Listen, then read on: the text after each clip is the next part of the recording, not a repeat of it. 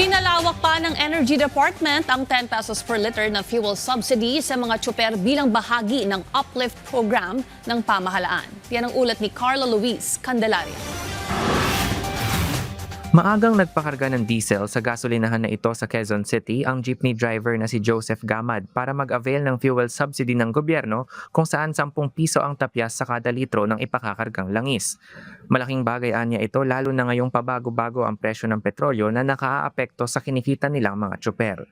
Tumataas na naman ng diesel eh. Binibigay naman na yung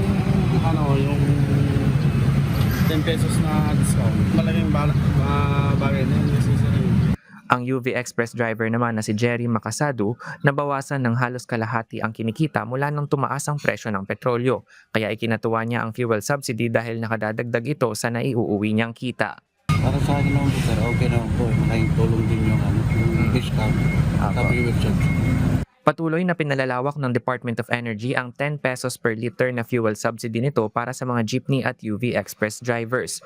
Maaaring mag-avail ang mga eligible na tsuper ng hanggang 1,500 pesos na subsidiya kada linggo sa loob ng 3 buwan. Sa ngayon ay available ang fuel subsidy ng gobyerno sa halos 1,000 gas station sa bansa at target ng Department of Energy na maisama na sa rollout ng diskwento ang lahat ng mahigit 8,000 gas station sa bansa.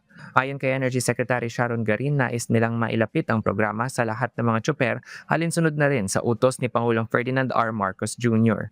Bahagi pa rin ito ng Unified Package for Livelihoods, Industry, Food and Transport o Uplift Program ng pamahalaan na layuning maibsan ang epekto ng tensyon sa Middle East at maproteksyonan ang mga apektadong sektor mula sa energy crisis.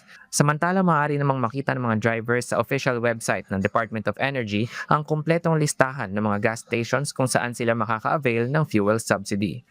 Carla Luis Candelaria para sa Pambansang TV sa Bagong Pilipinas.